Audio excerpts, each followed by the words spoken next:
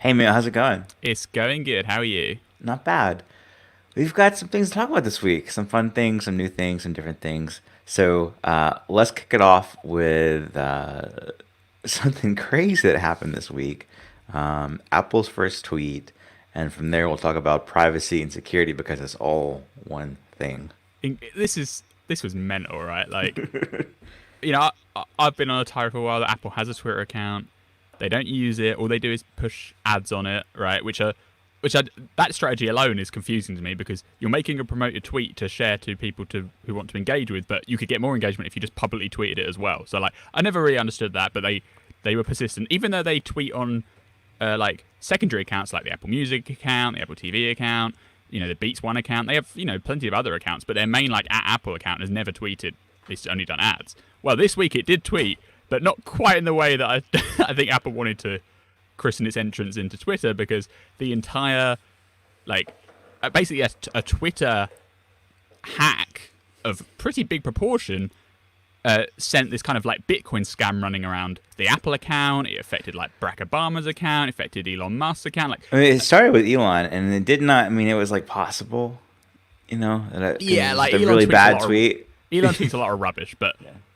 it, as soon as you see it on two places at once, you're like, okay, here we go. This is Yeah. 100% a hack. Just like, and the tweets like were slightly different in wording, but the Apple one was like, we're giving back to our community. We support Bitcoin, and we believe you should too. And basically, the scam was they put a Bitcoin address in the tweet, and the idea was that if you sent your Bitcoin, a share of your Bitcoin to the wallet, they would send you, double back, which is like a classic scam, right? We'll send you some, we'll send you. Obviously, the scam is they never actually send any back; they just keep it for themselves. But it's just this crazy like eventuality. Like, how rare is it for like an Apple official account to be compromised? And originally, it wasn't entirely clear if it was like a targeting of individual accounts, but now it seems like it was a more fundamental attack on Twitter's like internal tooling. Maybe they had help from the inside. The exact reasoning still unknown, but Apple's kind of wasted its first ever tweet on a Bitcoin scam, which is hilarious. Yeah, it was wild to see play out.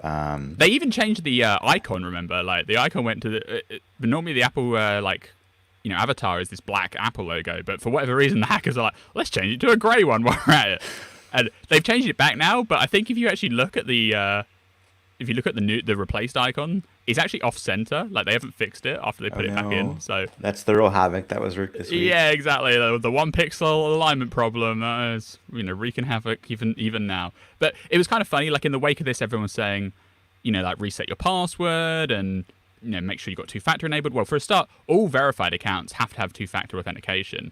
They don't let you have them nowadays without it. And, I mean, and it doesn't have to be SMS. It can be uh, with another app, right? Or I Twitter think based. Twitter's still SMS only, Hmm. because I use SMS two-factor for Twitter because I don't think they I offer. use one password for Oh, the code. okay, fair enough. So maybe they do support apps as well.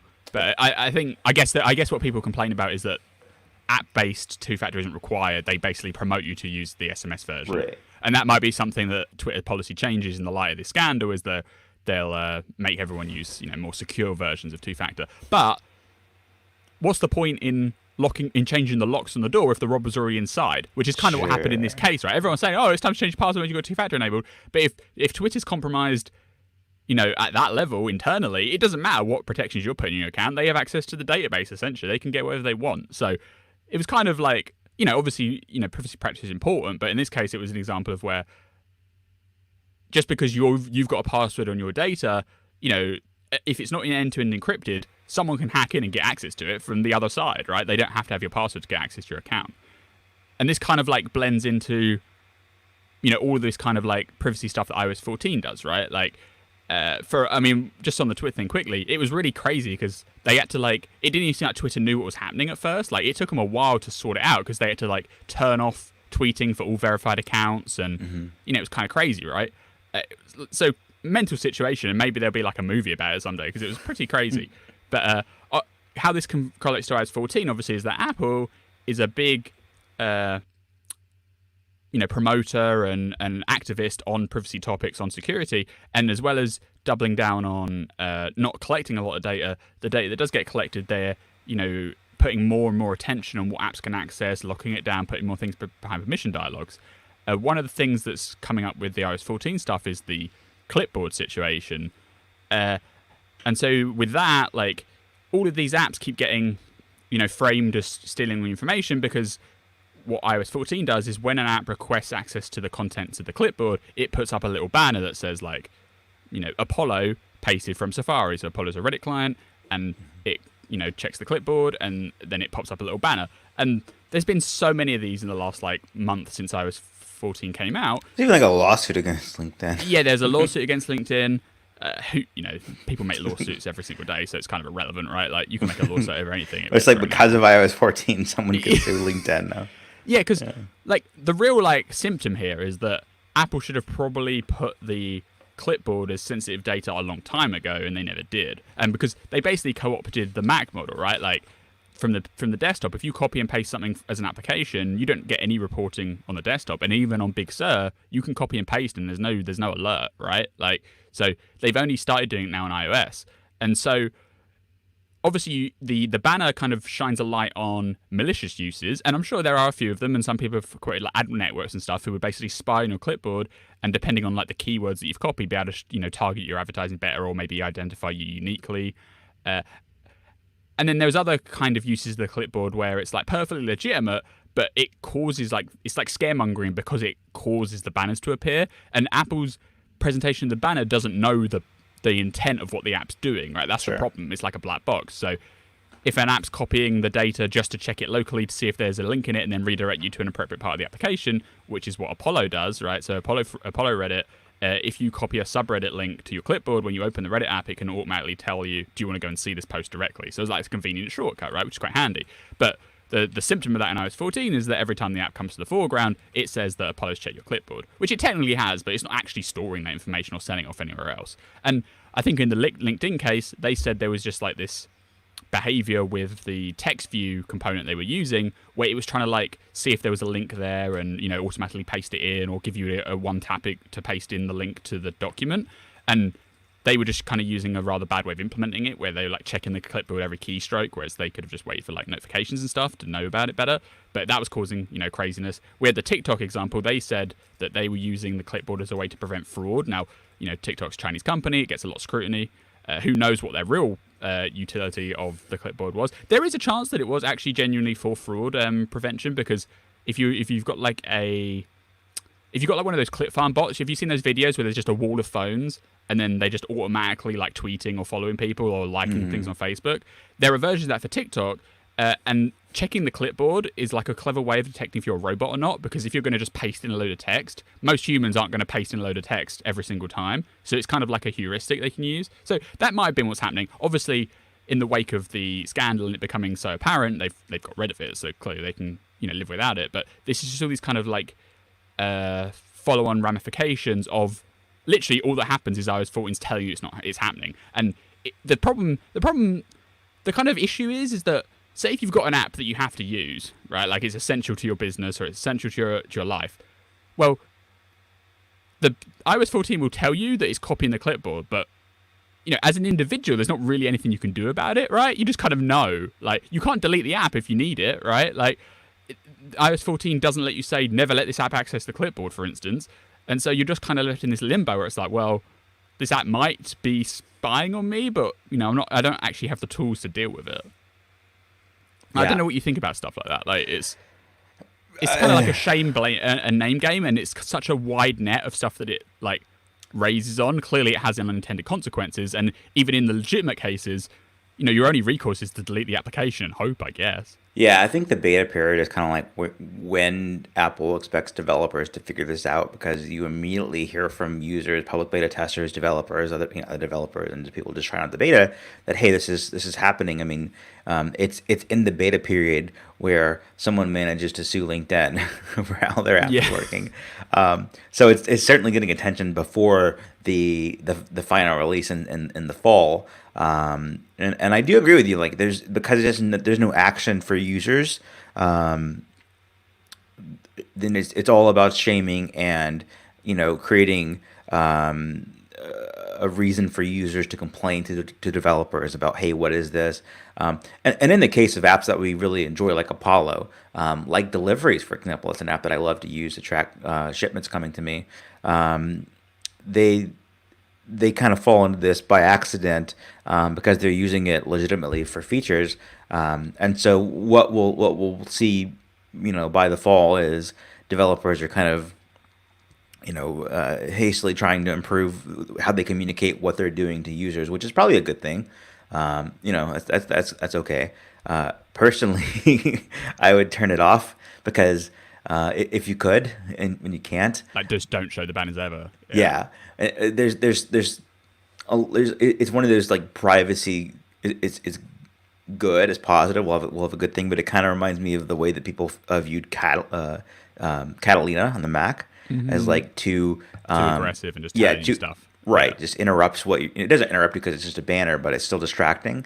And even before iOS 14 beta, there was this new behavior in iOS 13.4 or 5, I forget what version, but it was the version that makes you confirm to add something to your reading list, Oh, like Twitter, where I add things to my reading list all the time.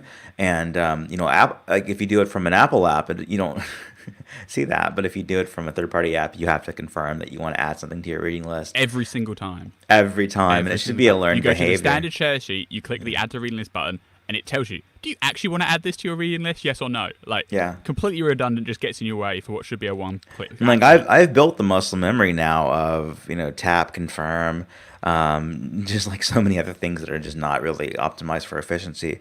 But this kind of reminds me of that situation where it's just like it's not really feature creep, but it's like just slowly they're adding on things that are good and well intentioned, but for the user, it's You're not it's really kind of given a path to do anything about it, right? sure, Like, right, yeah. it's just kind of sat in front of you, and most people just carry on and don't think of it twice, right? Like, I mean, the feature for deliveries is that you've got a tracking number or a code on your clipboard. You select it, you copy it, and then you open deliveries, and then it recommends. It says, "Hey, you've got a tracking number on your clipboard. Do you want to make this something that you have in your database?" And you say, "Yeah." And if Apple's just like entirely against that, then say so, because there's other ways of doing that. There's extensions where you can like select it and then add it through the extension in the share sheet.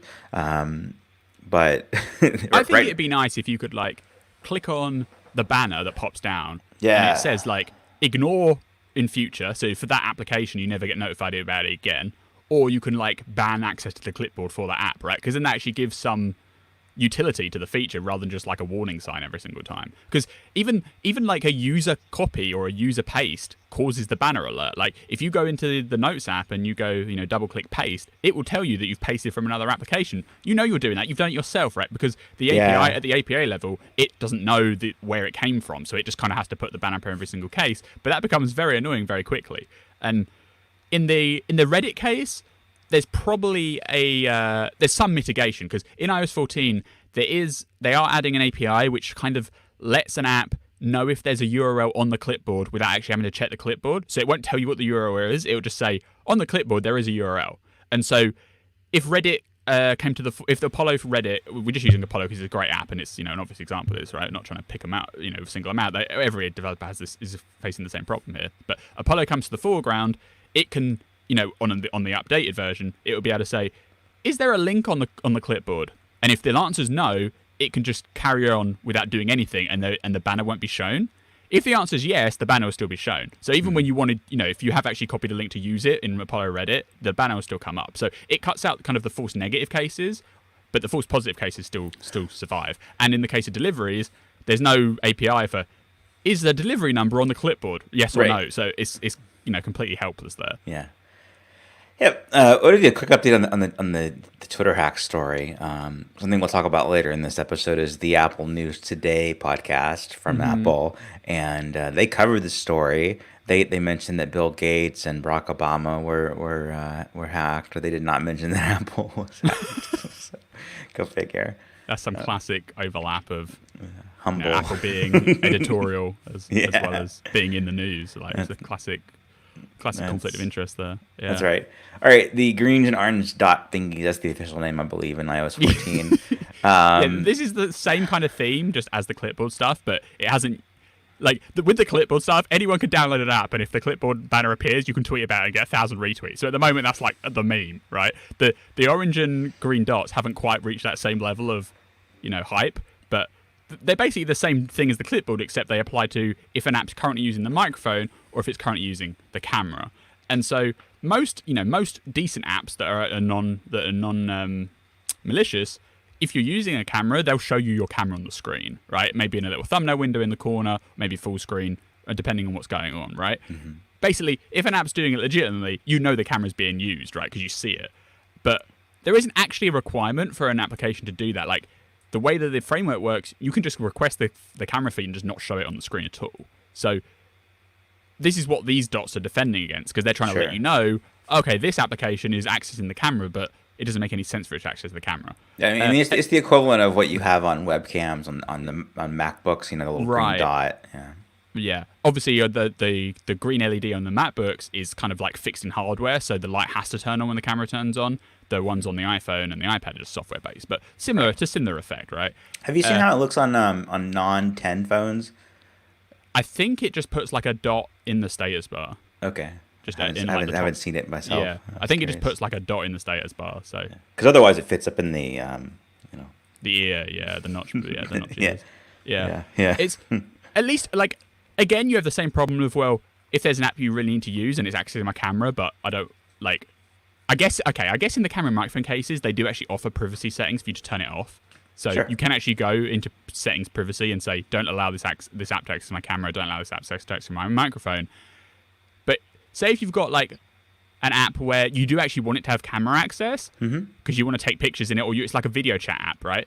Say it's a malicious video chat app that does actually do video calls, so you use it, but when you're not actually on a video call, it's still accessing your camera. Again, in those situations, there's nothing you can do about it. So, yeah, I saw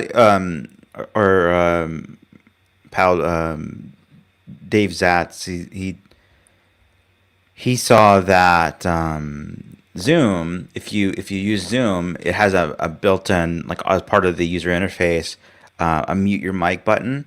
And so the idea there is you tap it and other people on the call can't hear you, but the microphone dot stays lit, and so it's still using your microphone, probably taking your input volume down to 0, but it's still accessing it, and so the dot doesn't tell you, you're being heard or not. It doesn't connect the right way, so that's kind of misleading people. Yeah, I guess that's my main criticism of Catalina's privacy dialogues or these dialogues. It's like what do you do about them? Yeah, and they a lot of the time they're scaring people when there's no need to be, right? It's hard to know where to go because the clipboard situation could actually be abused, but how do you add in a protection for that? In iOS 14, apart from adding a dialogue. And at some point, there's just so many dialogues, people just get bored of pressing OK to dialogues. Like, I can say with my experience of Catalina, when all those alerts popped up, I don't think I stopped using any application because of any individual setting or this app wants to access your documents folder, this app wants to your desktop. Like, I just want to use the app, so I just press yes, yes, yes. Like, I don't think those privacy dialogues have ever actually helped me stop against anything, right? They're not actually helping me. Yeah. No, I agree with you there. And then this we're not done yet on these Catalina style alerts and everything. Local network warnings. What this is whenever it's similar to Bluetooth a few years ago, where if I guess that was maybe last year, or the year before, where if an app previously could access Bluetooth with iOS, I guess 13, you had to give permission for it to access Bluetooth, and some things were legitimate, like if you wanted to interact with a Chromecast, for example, then that was Bluetooth discovered, and that's part of how it paired and made the connection. And so that was legitimate. But then there were also things like Facebook that would access Bluetooth, and you really didn't know why.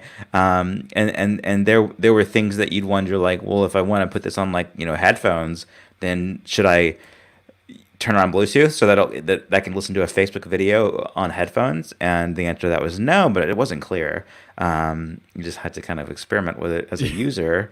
And now we have this thing with local network warnings. So it'll prompt you as a permission dialog. It'll ask you for permission to let the app access your Wi-Fi network, for example.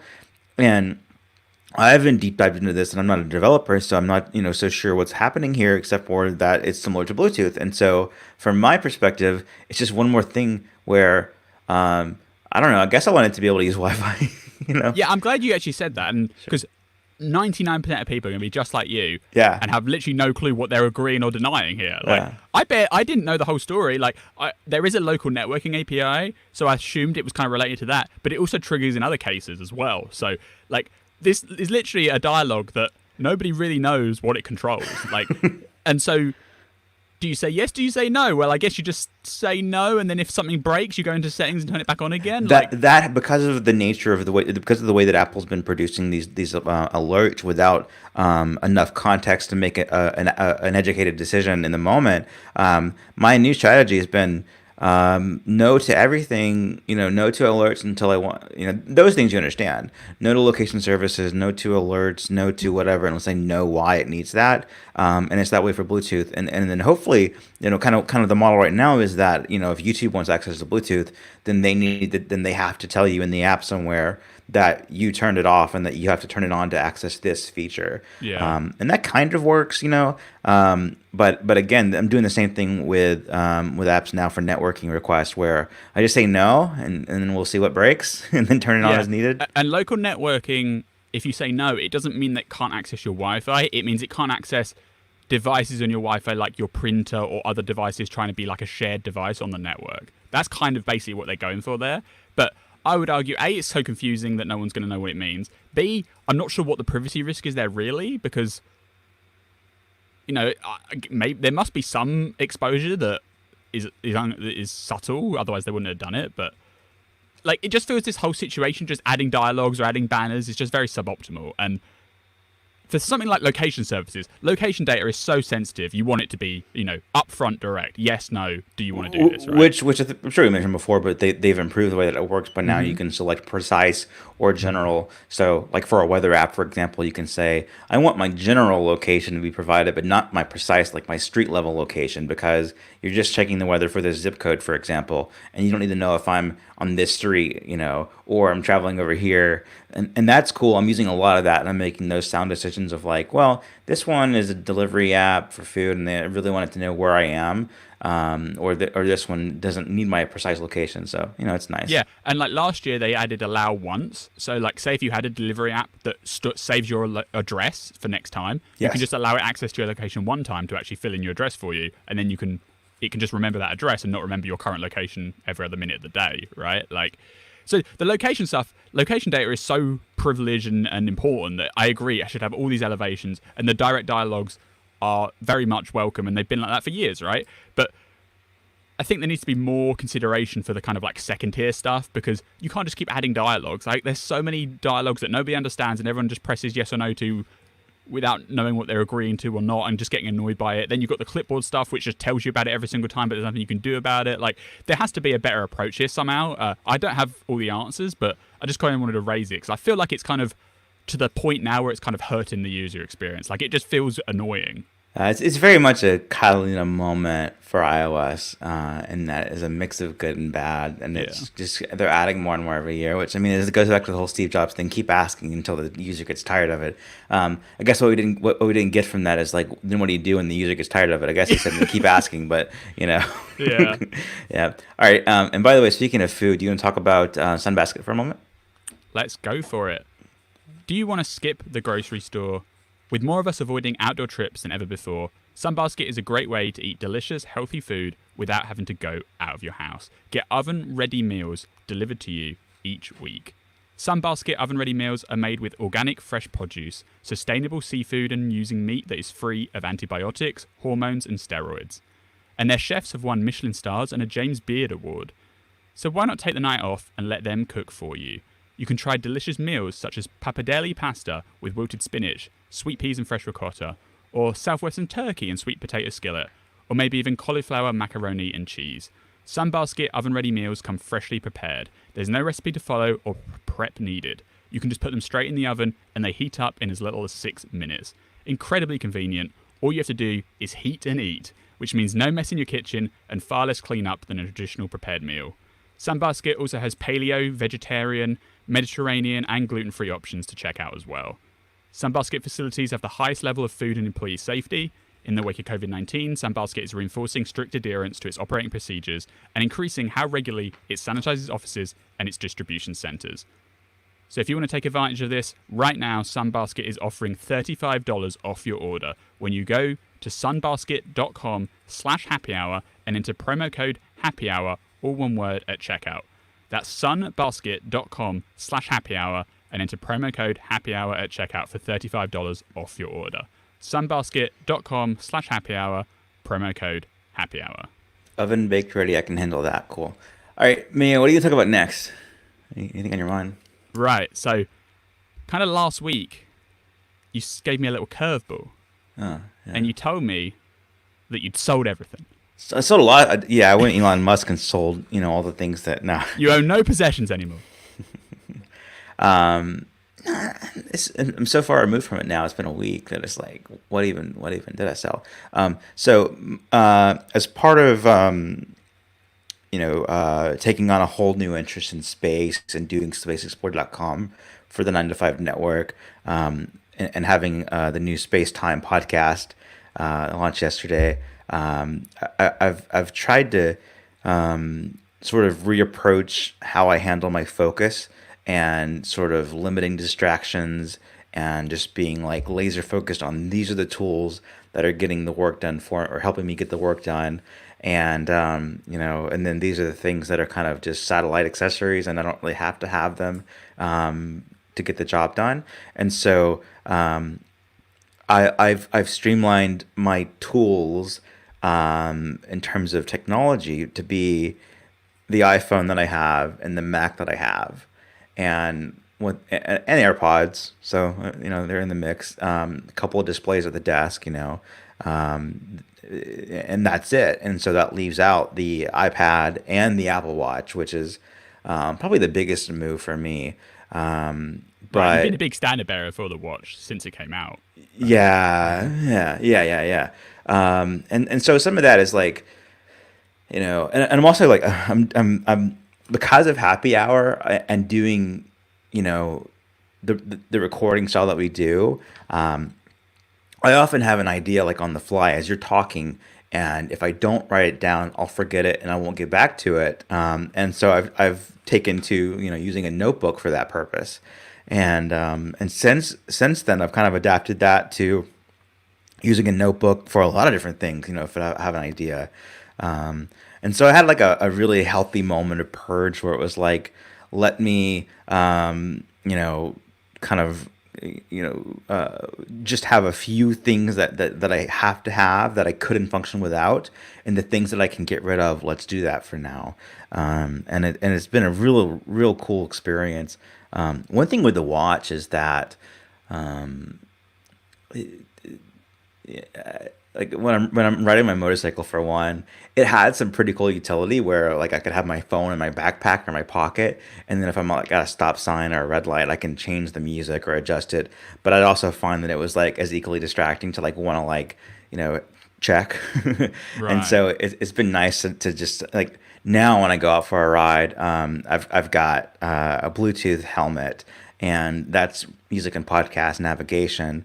And kind of a cool part of this is now I'm having to sort of appreciate Siri, because without the watch, Siri becomes a lot more important. I mean, it's important for the watch, but like if you get an alert and you're using earphones or something, then Siri is kind of your way in to check and see like, well, what just happened, or to command things, and there's one thing of like using Siri on the wrist and saying like do this, do that. That feels like you're kind of in control, but you're going out a little bit more on a ledge on your own when it's just Siri with no visual interface to it. So I'm enjoying that experience. It kind of reminds me of like the pre-watch days, I guess, where that's what Siri was. And then the HomePod stay in the lineup, so they're a big part of being kind of connected when I don't have something on me at home, and that's very cool. But I want to focus on the watch here for a moment because kind of what happened there was I've I was kind of in a rut with what I use the watch for the most, which is I got really hooked on activity tracking, and the watch got me into running. I never would have ran without the Apple Watch, and I never would have like done races with the Apple Watch. But then I got to a point where like it wasn't motivating, like that alone wasn't motivating enough, and so I kind of wanted to do. And all the data that I was collecting was just like not useful because it wasn't making the effort to make it useful, I guess. And so it's just like let's scale back, and let's just do that stuff without the watch involved, without all that data involved. So now I'm running, and I never thought I would do this, but I'm running without the watch, and like I'm running without collecting data. I'm just doing it for that purpose, and that's kind of neat. And then like when a new watch comes out in the fall, I will evaluate it, and if it's an advancement over the Series 5 in a way that actually affects me. Like if it's blood oxygen sensor, and that's like the big new thing. Um, Who cares? yeah, yeah. I mean, that's cool, but it won't be like the selling point for me.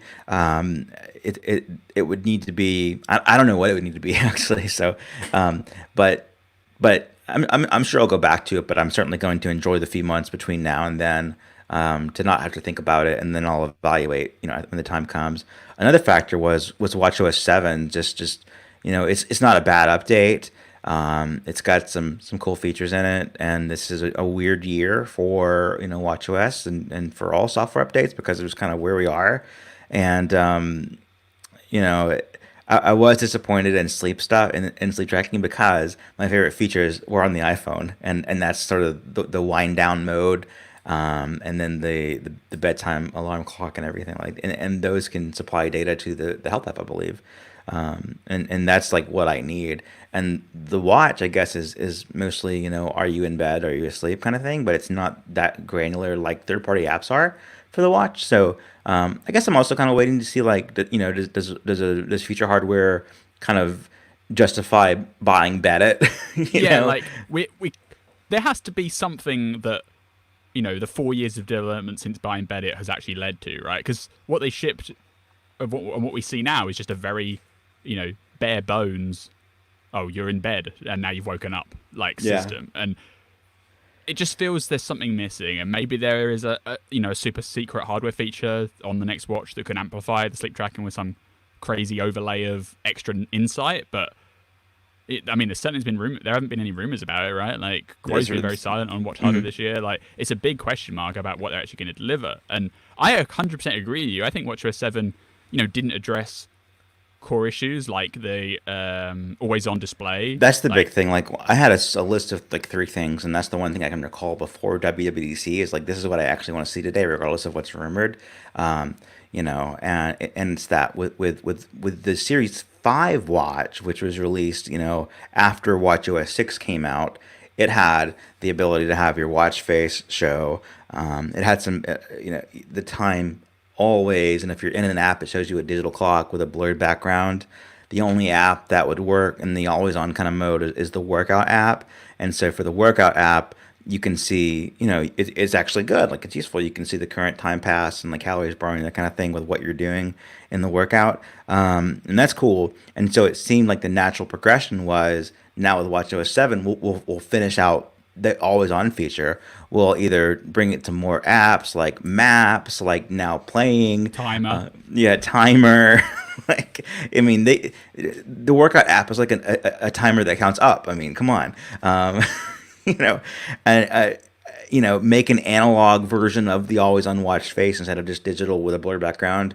Just have a simple analog version of that, because if you use an analog face, you get pushed into this digital watch mode whenever you use an app, or if you have the default setting on. If you're playing audio from your phone, it's going to be the now playing user interface on the watch, which gets covered up with the blurred background and the digital time over your analog watch face. Yeah, and it's just a And stupid context switch. If you're used to having an analog face, yeah, showing a digital face at the top is insane. Like it's yeah, just so annoying. yeah, yeah. So all of none of those things happened. There wasn't any additional Apple apps that supported always on. at least not yet. And then there was certainly no SDK for third party developers to take advantage of, which is kind of what you'd expect. It's like, okay, Apple does it with Workout, then they bring it to more apps, and they bring it to all apps. And they've got a framework that you got to work within, but that's how it works. And we haven't seen that yet, And I know it's a weird year for the updates, but like that seems like that was kind of baked in. Yeah, And like was at the very minimum, an analog always on face just seems minimum. That seems like minimum level of. Yeah, it didn't seem like it was being worked on in December before the world slowed down, and because that's where so many of our reporting came from, was like what's being worked on in December. Yeah. So, I think your whole thing is, very reflective of what probably a lot of people feel about, Apple's devices. Like the phone's essential, right? No one's ever going to get rid of their phone. Like you basically need, if you're doing work, you're going to need like. Some people are going to get away with an iPad, but most people are still going to need a laptop or an iMac, right? And then the watch is a luxury at the end of the day, right? Like, I could, if, get rid of the watch and carry on my life basically unchanged, right? I like having the watch and I do use it, but I could do it without, right? Like, I could run for half an hour every day and just time it on my phone. Like, I don't have to have the watch vibrating to let me know that. That's another point, is that with the fitness stuff, again, I never would have gotten to running without the Apple Watch. Like it was the Series 2 with GPS that made me even like want to test that out. I got into fitness in the first place because I wanted to try that stuff out for the watch in terms of reviewing it and just seeing what it's like. And that, changed the course of, the rest of my life probably, in terms of just being healthier. And, but now I am curious of like, what is it like to, I'm going to do a marathon in December. So what is it like to train for a marathon without the watch, without any kind of watch? And I've got the iPhone 11 Pro, not even the big one. So, it's not that massive and heavy. If I bring that along, I've got, cellular, there's music streaming, there's great battery life, there's GPS, like all of those things. What am I missing out on? I guess heart rate, but I actually use an external heart rate monitor, with the watch to, prolong battery life. So I'm wondering if I'm going to get this, very similar data that way, at least what I need. And then there's the whole thing where with machines, treadmills, etc., you do get data from that too. And it's always been kind of a frustration that without GymKit being widely available, you have two sets of data, where it's the watch data, which is probably what you go on in terms of like it knows more about you than the machine does. But then there's the machine data, which can vary, and it's like which one's canonical. I guess the watch is, but there's other ways to do this, and so I am gonna have kind of fun this year. I think doing for this fall at least, doing the same stuff with fitness minus the watch and the picture, and but not without technology. The phone will still be involved because I can't. I have a struggle to run without music. I struggle to work without music. So. Like obviously selling it is more drastic, but I think there is a real issue for Apple in like how are they going to get people to stay on the watch long term. Like right now, watch sales are still going like that. They're still going up and up and up, but I think most of that's just new people coming to the watch. Like I'm not sure. That's what they say. Yeah, yeah, exactly. That's what Apple says. Yeah. We saw that with the iPad as well. The iPad had like 4 great years, and then it started to plateau pretty heavily, and then started going downwards. And I think the watch could have the same fate, where people, they stick with the Series 3, they stick with the Series 4 for like 4 years, and they don't see a reason to change it. I didn't upgrade last year, right? Like I haven't upgraded it every single generation, like, and then just never going to have the same kind of replacement cycle that you get on a phone, right? Or even and maybe even like laptops last you 5 years, but they're also 5 times as expensive. So Apple kind of makes it up in the price of the machine, right? Like the watches, most people are buying the cheapest watch, which is 200, 300, 350, 399 at most, right? And so they're never going to get like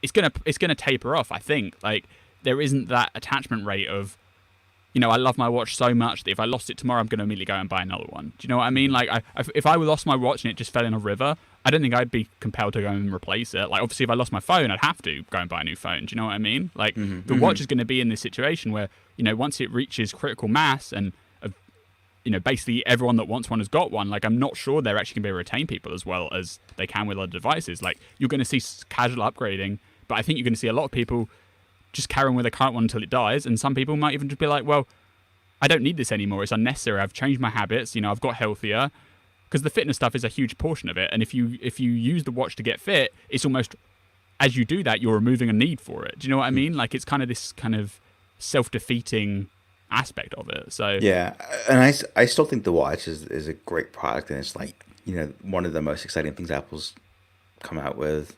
I sure, mean, in the last several years. like exciting versus successful is a very different problem, though. Do you know what I mean? Like, I mean, and it's not a failure at all. it's not a failure, no. But But long-term outlook, is it going to be like an iPad where the sales start going down and going down, down, down, and they go into like this rut? Do you know what I mean? Like, I don't yeah, think they're going to be able to sustain the growth that they're having for a very long time. Like, I feel like they're going to taper off. Like, maybe I'll be wrong, but yeah. I mean, my complaints are like very specific. It's like I think the average person might not have the same complaints.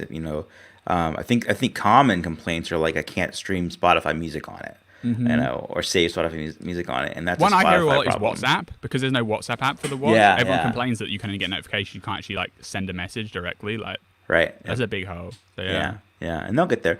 And so maybe it will be that in the next year or so, the the watch app situation improves, because there's already the kind of the groundwork for that to be done, and that'll change it for a lot of people. We'll see, but I'm not like totally out of it. I'm out of the watch, just for now. And the same thing for the iPad. I mean, the iPad was the easier one to give up. I haven't touched my iPad apart from testing iOS 14 stuff. Like, I don't use the iPad at the moment. Yeah, Like, probably this entire year.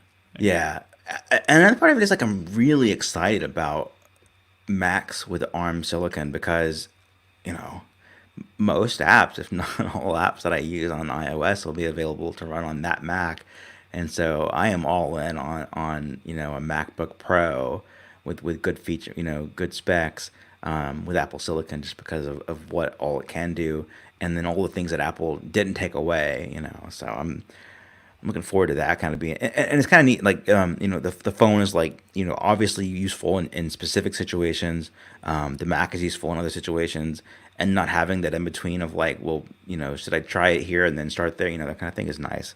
And I can't undersell the value of a notebook. I'm really enjoying it. So Yeah. Like, my I- iPad, I mean, I'm still on the 2015 iPad Pro, and yeah, until they fix the software situation, I'm going to have no interest in changing it, because I'm just going to have the same frustrations, and it'll just sit unused. I just know it will. Like, Sure. and similar to WatchOS 7, the iPad OS 14 updates were similarly like inconsequential. That's a good word, right? Rather than being like non-existent, there were improvements, there were enhancements, but I think the core problems of the product, those operating system updates did nothing to address that. Like, adding Scribble for better, for handwriting entry into text fields using the pencil is fine and great, but I don't think that's what most people are like annoyed at the iPad about, or resisting to use it for more things. Like, I don't know when I'm going to want to scribble into a text field, really, apart from occasionally when I've been drawing maybe, and then I just need to quickly write something down. But in the general scheme of things, like critical issues like the multitasking situation, that's really what makes the iPad good, and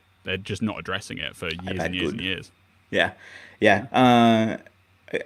Last thing I'll say, I guess, is that I kind of feel like what I'm doing now is like hitting reset, and then I'm being more like the average consumer, and kind of trying to have like that perspective. And looking around, like it's less common to not have an Apple Watch than it is to have one, which is a total shift from like 5 years ago, six. Yeah, like, I don't want to be 4 years ago. doomsday about it. Like, obviously Apple's perfectly fine and their products are very, very good, but I do think you reach this kind of point where you can't have, like, you're never going to be able to get satisfaction out of everything they have, because everything overlaps, right? And so you end up, And everything isn't for everyone for all the time. and so you end up splitting out into like these three are what you use, and then the other stuff you don't really have to care about as much. Yeah, and then I guess the big thing looming is Apple glasses, or whatever this ends up being called, and that's interesting to me now, as I drive my car, when I've got the kids with me and everything, but like there's no distance I don't want to travel on my motorcycle if I'm going by myself, and in that case, the interface is my Bluetooth helmet, and so I'm getting entertainment and information through audio only. In the car, I'm using CarPlay, of course, and very much enjoy and appreciate that. But then on the motorcycle, it's like, man, I wonder what Apple glasses could do in that situation. You know, one thing is that kind of annoys me, but is true, is that AirPods and Beats headphones can do reply to messages with Siri, and you can't do that on like the Bluetooth helmet because it's not an Apple proprietary chip. And we talked about it a little bit pre-show last week of like, well, why not? And we really couldn't come up with a good answer. And so, but so that I don't have like you get a message, Siri reads it too, you can reply back. You just get a ding, and then you can ask Siri like what it says, but then it says unlock your iPhone to do that. So it's no good. But so I am curious now more than ever of like, what will Apple glasses be like? Does it give you that visual element but safely? I'd never been interested in it before. It's been like, we'll see what it does, but it's not really enticing. Now I'm kind of curious. Yeah.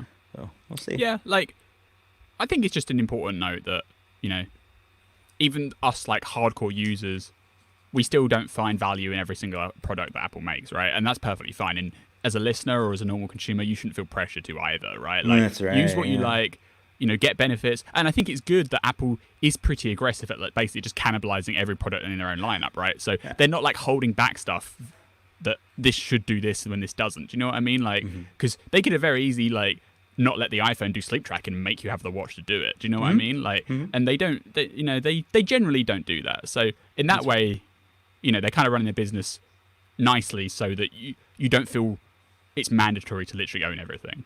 Yeah. It's a healthy position. It's a healthy viewpoint. So yeah.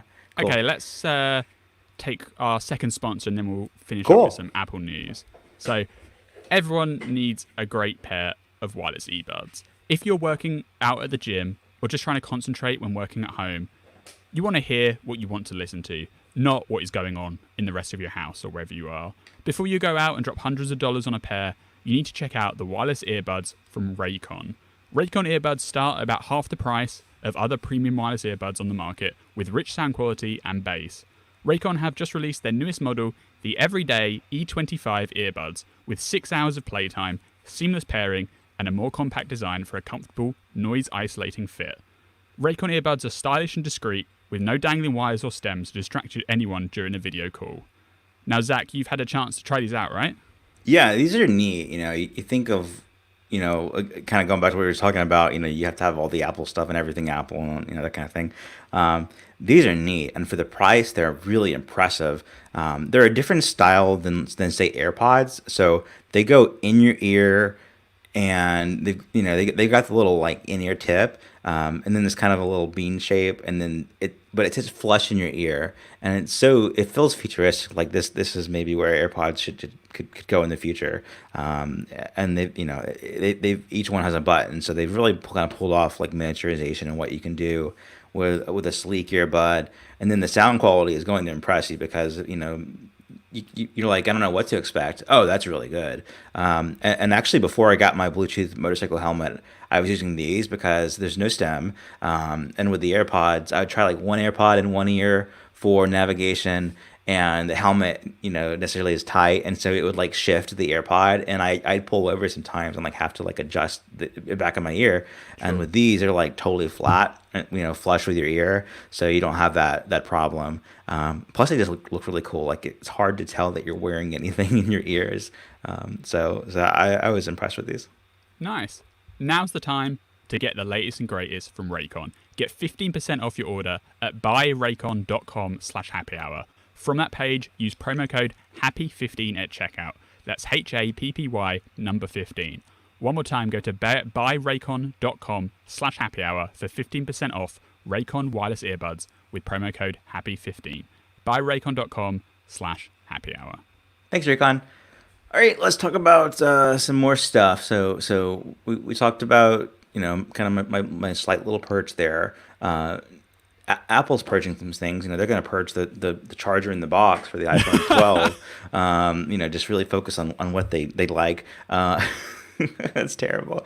But then there's like good news, I guess, which is that the lightning cable that will come with at least some version of the iPhone 12 will be of a better quality, and I guess this is the version that comes with the Pro. It looks good. I mean, they didn't like invent the braided cable, but this would be the first time that Apple sells one. So Yeah, I'm I sure it'll guess be this very is going to be nice. their compensation for not shipping earbuds or power bricks in the box. They're giving you a lightning cable that doesn't fray so easily. So, our good friend Love to Dream on Twitter, he confirmed that they're planning to do a new lightning cable which has a braided end. And we've seen Apple do braided cables with like the HomePod power cable, for instance. And I really like braided cables. And when I buy third party lightning cables, I tend to buy the braided ones. And so it would be nice that Apple does it as well. Like, I don't think adding a high quality lightning cable will make people shut up about the power brick and the earbuds being missing. So it's not really going to quell those complaints. But just on an isolated situation, Apple's lightning cables could be nicer quality, and making them braided definitely helps durability and longevity on that basis. The You have to imagine that these will be sold separately too, Yeah, for sure. eventually, if not right at first, and they'll probably be sold for a premium price because they're not just the basic ones; they're braided, and they'll have that premium markup on it. But these would be I would invest in a small set of these, even if they're white only, not a black option, for a long time, and. Part of that is like in my wife's car, she has a really long lightning cable that like reaches to the back seat, and that's cool. But it's got like wires coming out of the tip of it, like between the connector and the wire. Sure. And Yeah. I don't use it because it feels like a fire hazard in a car that could explode. But she does, and then because it reaches the kids in the back seat, which is also probably not good. Uh, but then like often what I'll see in terms of lightning cables not holding up, there's two things. One is that if you don't hold it, the connector part of it, then the wire part is very weak. That doesn't really change with braided cables, but it's not as bad. The other thing is the way it handles sunlight. Like you can bake a lightning cable, a 30-pin cable before that. They will literally turn orange and stop working. And that makes them like very vulnerable to fraying. And so a braided cable, you've got a little bit more, kind of defense against that happening because it's a different material. So I'm all on board the braided cable train. Yeah, I just, no one should buy an iPhone 12 for it, but even if it's not sold separately at first, but it's a nice perk. Yeah. The charger situation, so I've not wrapped my head around that yet. And people, when I talk to regular people that are just not following the stuff, they ask me about it. The rumor is getting out there, so Yeah, people. I've had people tell me that they're not happy about it either. That yeah. you know, it's definitely like when it happens, it's going to cause headlines. We just know it will. Yes. Like it's going to be a mess. Yeah. Quite rightly so, probably. So, Quo gave us yet another update on the ARM transition roadmap. Obviously, he's been talking about the 13.3-inch Pro being the first ARM Mac later this year. We're expecting the iMac as well at some point. Now he's saying there is going to be a MacBook Air with Apple Silicon going into production in the fourth quarter, so either late this year or releasing late this year or early next year. And then in 2021, the 13.3-inch MacBook Pro will get replaced by a 14-inch version, and there'll be an update to the 16-inch, and the new 14-inch and the 16-inch will be redesigned. So we'll get like a more significant update to both of the MacBook Pro models next year, according to Quo, which is kind of interesting because that also means they're just going to be this kind of like stepping stone Apple Silicon Mac 13-inch by the end of this year as well. So an interesting roadmap, but I think it'd be cool if they can like do something more significant. Obviously, he doesn't detail the what's actually makes up the redesign, but like a Face ID, different colors, maybe. Like I'm kind of down for a change from the standard like metal and glass, dark grey look. So if they could do something more drastic for like the 16-inch MacBook Pro, for instance, I mean, we were ready for that when the 16-inch MacBook Pro came out. Remember the first time it leaked from Apple internally, like through a video of the product, and it was like, really? Yeah. I think we passed on it the first time because we didn't think it was different. We thought I think that is right. unbelievably similar. So yeah, we are certainly ready. So I'm trying to point this out. So 13-inch, ARM 13-inch ARM Air Hmm. first, and then and those aren't expected to be like a new design. People may want that to happen, but I don't think that's being projected yet. Right. Yeah, just literally basically the same bodies you know today, but they're swapping out the processors. Yeah, which is okay. It's going to be a better Sure. machine for it. The 14-inch would be a different design. The 16-inch, it's the same screen size, but if you make any design tweaks to that thing, then it will look different than the 2016 MacBook Pro. So that's cool. I think that the 13-inch one I would skip. The Air I would skip because those aren't machines I use now, and even with ARM, even with Apple Silicon, it's it's not that tempting. Yep. But then the 14-inch or 16-inch, depending on the specs between those two things, that would be interesting. And you can kind of imagine that the 14-inch would be the similar body as a 13-inch, and so that you'd not be, wouldn't be that much different in terms of what you're carrying around. So mid 2021, that's the goal for new Macs for I think probably both of us. Yeah. Give Yeah, me that 16-inch baby. I'm ready. that's right. Yeah, I will sell this one in a heartbeat. Yeah. Yeah, everyone keeps. I've heard a lot of other podcasts like about how people are going to be so hesitant, or you know, don't people are going to wait out the first generation stuff. I think people are going to love it. Like most normal people buying MacBooks don't even know what the processor is. They'll just buy it because it's the MacBook 13-inch or whatever, and they'll just be happy that it's got really long battery life or it's It's really like, fast. yeah, this one's got a good battery and it can run the same apps from your phone and that's awesome. This Yeah, it one can run all your can't do existing apps, and that. it can run all the apps from the iOS App Store as well. Like, Yeah, they didn't take anything away. yeah. So there's no, they really. I think people are going to buy them in droves. Like, Me they're going to too. be great. Yeah, I am very excited. So we'll plan for next WWDC. We'll be purchasing those redesigned ARM MacBook Pros. Yeah, for sure. The other thing that happened this week is 13.6 did come out as we reported last week. There was the Yep. GM and we had the release notes, and indeed Apple News Plus audio was part of that. I would have used my Apple News Plus trial to test out the audio stuff because I'm pretty interested in it. Unfortunately, it's US only, so I can't. Which You is can't kind be of trusted with the news. What would you do with it? how could a British person listen to American reading? That'd just be I just wouldn't know what they're saying. We invented the language, so Like that's kind of stupid to me. Like they should just let it happen. Like Apple yeah. News has many geographic limits, as loads of people on Twitter love to tell me every time I talk about an Apple News product because it's only in Australia, Canada, US, and UK. So most of the world is still can't even use Newsless. the news app, right? Yep. Let alone News Plus. And so that is that's a disappointment too. But even for News Plus Audio, they said they're going to do about 20 shows a week, so 20 stories a week will be recorded for audio listening. They do have some nice features. So, like if you start reading a story with your eyes, like on your phone, and then you get in your car, you can on CarPlay, you can continue reading the story using the audio version from the sentence where you stop reading. So there's some cool integrations there and stuff, and I'd love to try it, but geographic restrictions are dumb. So The feature that Apple did recently, where you can read part of a story in Apple News in general, not even the Plus stuff, and then it syncs to your other devices. So in this case, iPhone, Mac, iPhone. I was kind of just testing out Space Explorer in Apple News because after like a month, it was finally approved. It looks really cool, and I was just like, okay, here's halfway down an article, and then I was like looking on the Mac. Oh, it's the exact same place, which is like a very specific spot in the article. So it works well. yeah, The audio stuff I haven't tried yet. I've subscribed to the podcast. I haven't listened yet because this is all brand new. But I'm excited about the podcast because it's just one more place to kind of a daily briefing from a variety of sources through Apple. You just won't learn that Apple's account was hacked, in Twitter. There will be that sort of, I guess, filter. The News Plus audio stuff, I'm gonna try it out, but at $10 a month, the News Plus product isn't for me.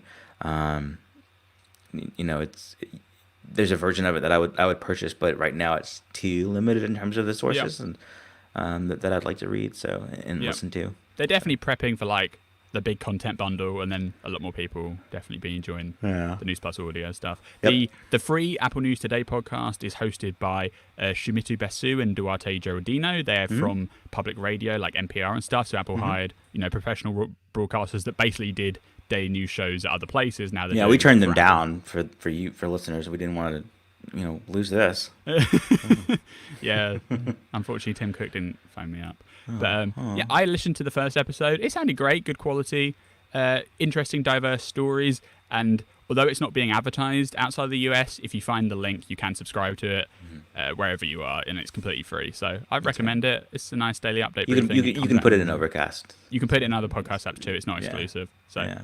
it's just Apple News Today. A nice addition. And obviously, you can get it through the Apple News app if you're in the US. Mm-hmm. And then finally, just a quick update on TV Plus stuff. So Greyhound obviously came out last week. I watched it the weekend. I enjoyed it. I wouldn't say it's the best movie of all time. It was perfectly fine. I actually kind of preferred The Banker, like the other Apple original film that we've seen, right? But Greyhound That was was a good great. feel-good And movie. Yeah. yeah, Greyhound was fine. And according to Deadline, it set viewership records for Apple TV Plus. They called it commensurate with a summer theatrical big budget box office hit. So Rolls off the whatever tongue. that means, Greyhound's fitting the bill. Clearly, Apple's happy with it. Like, I'm pretty sure the source's Deadline article with some, Apple source talking off the record because they don't want to talk about numbers publicly. But Deadline keeps seeming to have reports like Defending Jacob was a breakout hit for Apple TV Plus, and now Greyhound's a breakout hit for Apple TV Plus. Yeah. So it's kind of the indirect PR channel. But it seems fine. I do think it's interesting that, like, I think we're going to see more film acquisitions during this time from Apple where they wouldn't have done it normally because the pandemic's withholding production, right? Like, there was a panel discussion that Apple posted on their Apple TV YouTube channel, which was with the morning show cast, and the producer of that said at the end that they only managed to finish half of the first episode before they had to shut down. So that season 2 is definitely way off in the future. Like, just this week, they actually announced that they're acquiring Palmer, which is a film starring Justin Timberlake. And that's, I believe, all the principal photography for that happened way back in November. So that film it's in post-production basically at this point. So it should actually be coming out soon. And we've also seen them acquire shows from Israel as well, like Tehran and Losing Alice. So I think these are things that Apple might not have necessarily bought if they had the freedom to be producing whatever they want. But given the lockdown situation, although pandemic restrictions are starting to ease, clearly their catalog was hurt badly by this. Servant producer M. Night Shyamalan said that season 2 of that will be filming this fall. They even have a cup for it. They even have a cut for it, but yeah, like they're about halfway through their second season. So again, I think originally Apple was planning to have like their big shows, morning show, Servant be ready for the fall, and that's just not going to happen. And so they're trying to rustle up this content, like acquiring Greyhound, like getting this Justin Timberlake film, like acquiring this Israeli stuff. And I think we'll probably end up seeing them do some sort of like extension of the free trial just to like, even without the pandemic, they're probably going to extend the free trial anyway, just because the TV Plus content library isn't big enough to survive on its own yet. But the pandemic almost gives them a nice marketing reason, like, the season 2 of the morning show isn't ready yet, so we're giving you an extra 6 months, or we're giving you another, we're giving you one more year round, or maybe that will still be limited to hardware, but they'll let you renew your free year. Because right now, if you go buy 2 pieces of hardware, you still only get 1 free year. I could see them doing it where November comes around. If you buy another piece of hardware, you get another free year, just to keep the the ball rolling over on TV Plus while the library expands. So Yeah, you get to pick a charger or TV Plus. That's definitely not going to happen. Like, I actually saw people suggest that, like on Twitter and stuff, because people can't get in their head that Apple's just going to remove these accessories and be done with it, right? Like, people were like, oh, maybe they'll just offer some free services instead of a charger. I don't think Apple wants to belittle its services to be like the equivalent of a charger. Do you know what I mean? Like, Yes. like that just sounds horrible to them. They're like, oh, well, our premium TV Plus service, including all these massive celebrities and these big names and Steven Spielberg and all this stuff. Oh yeah, that's about the same value as a charger. So do you want a charger? Do you want TV Plus? Like, their branding there is just terrible. So that's never going to happen. But just to rebut some people that I actually saw tweeting about that. So, Yeah, and we saw For All Mankind season 2 kind of pop up a little bit too, right? From astronaut Garrett Reisman, who posted a photo, I think, of his son in what appears to be Johnson Space Center, but it's not. It's in LA, I believe. So I'm looking forward to that, as you can imagine. And that's a thing where I hope to have. I hope we can talk to him again about For All Mankind season 2, because he teased it out. So yep. All right. What's going on with Peacock? Yeah, just a quick thing to wrap up. The Peacock streaming service is the last of the big streaming services to debut. It's a free option, which is kind of a nice refresher for people that don't want to add monthly charges. Yeah. That will be the streaming service that gets The Office when it leaves Netflix at the end of this year. Peacock. It's by NBC Universal. It's ad supported. There is 2 paid tiers. One which still offers ads but gives you more content, and then a higher which basically has no ads at all. But you have to pay more for it, or you can just have the free tier, which offers a decent range of content, but you have to suffer through a lot of advertising, just like a traditional TV network. What is kind of funny about this, though, is that now the Apple TVs easily come out, like the Apple TV set-top box has easily come out as like the front runner for the most compatible streaming device, because Amazon Fire and Roku are still having battles over their terms for Peacock and HBO Max. So both the 2 massive like streaming US services are still having battles over terms, because Roku wants a share of advertising revenue. Amazon is kind of forcing them to be part of Prime channels, whereas Apple's like, if you give us 15 to 30% of your subscription, we'll let you in. So they seem like, for all the talk about like the App Store being monopolistic and predatory, Peacock and HBO are happy with it. So because Apple's like, we don't care about the Apple TV channel HBO. You can get rid of that as long as you give us the subscription share. We'll let you in. Have a nice time. And so, like, the Apple TV's far come out now as like the most compatible streaming device, and I think we'll probably see quite a lot of people switch over, because people are stuck on Roku and Amazon. They've been frustrated that they're going to get HBO Max, and now they're doubly frustrated that they can't get Peacock either. And I believe on Roku devices, the HBO Go app is set to the deal for that is set to expire at the end of July. So if they don't, if Roku and HBO don't get along by the end of July, there literally won't be a way to watch HBO on Roku anymore. So it's a big culmination of things, and the Apple TV is just sitting there like, yes, I'm really expensive, but we support everything. Yeah, kind of and and we still expect there to be a revision to the Apple TV. I think we'll have more on that eventually too, and isn't the YouTube situation improving, the 4K YouTube situation? Correct, yeah. So when tvOS 14 comes out, the Apple TV 4K will support 4K YouTube finally as well. So that was the last big tick off the list for that too. Yeah, cool. Apple TV's in a better place. I have done the thing where you go on 14 on tvOS 14, where you go and you just have one of the 4 categories or any combination of to be your screensaver. And so I'm just doing space ones right now, and I'm so glad that's a feature. That's like my favorite feature of tvOS 14, which there's a lot of competition of. So nice. Yep. Do you have about 10 more minutes? Sure. Yeah, cool. All right, I want to go through the chat and answer some of these questions that we've received today on YouTube. Before that, we mentioned our friend Love to Dream, which is the Twitter account that tweets cryptically and sometimes, fortune telling kind of a way. They tweeted out AE. This is all caps. AE.AWRNI. Do you have any guess at what that is? AEIW. AE.AWRNI. Well, AW makes you think Apple Watch, but I'm not sure. Okay, I replied to them and said, because it's AEAWRNI, I said Airport Express dot Apple will re-enter networking industry, and and it fits the bill. So I got a clap back on that. So it's confirmed now. That's funny. Yeah. All right, let's take a look at some questions here.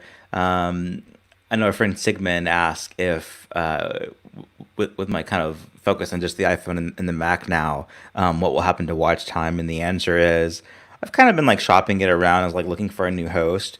Nothing confirmed yet. Probably we'll just kind of put it on the shelf for a little while and, come back to it later. I'm doing Space Time, which is so fun, to have that connection with Watch Time and Space Time. And so I'll do a new episode of Watch Time later this month and kind of give a status update on that. Yeah. Sumye Sen asked, do you think Apple is trying to get into the gaming industry?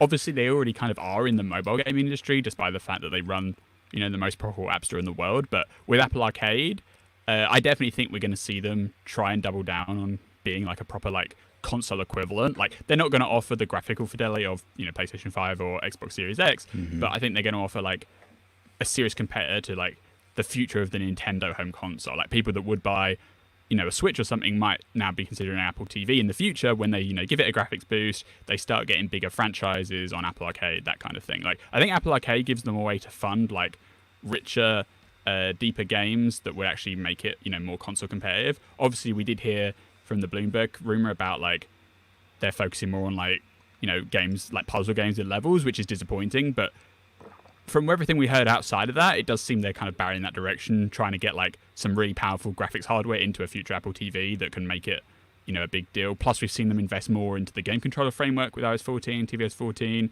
and there are rumblings that they're making their own game controller next year. So I definitely think they're heading in that direction. Apple Arcade gives them, a big motivation to do that. Yep. Ishan Gomes asked if do you think the Apple Watch Series 6 will have a built-in Apple calorie or water or calorie and water regulating app? No evidence that it will.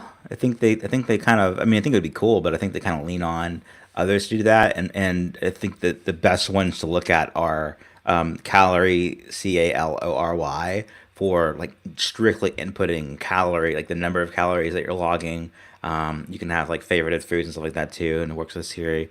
But calorie and then Waterminder is like the go-to.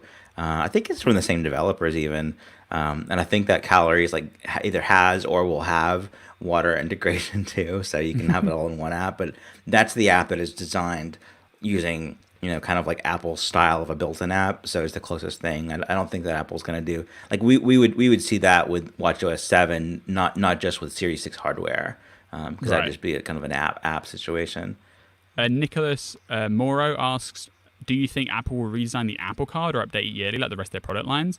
I think we've seen probably the major development for the Apple Card this year with the addition of the monthly payments programs across Apple's entire hardware line. So you can buy an iPhone now monthly payments, you can buy a Mac on monthly payments, you can buy an iPad, you can buy an Apple Watch, you can buy anything.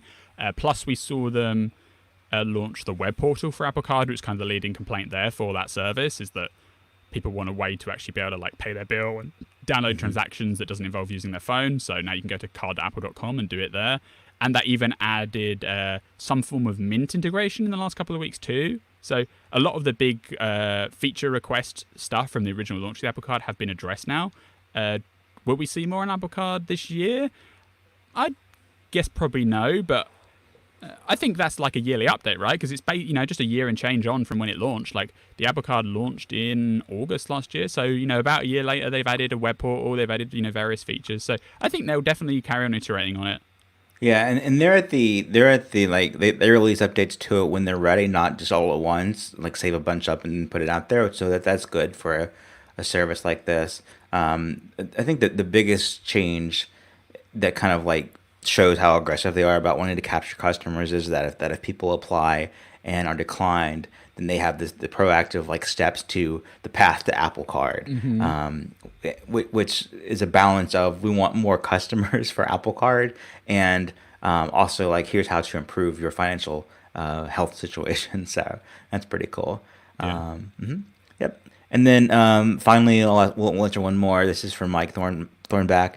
He said there's a YouTuber that was making the leap into macOS 11 was going to start layering AR into the platform. Do you think that's realistic? Is telegraphing release of Apple Glass for this fall?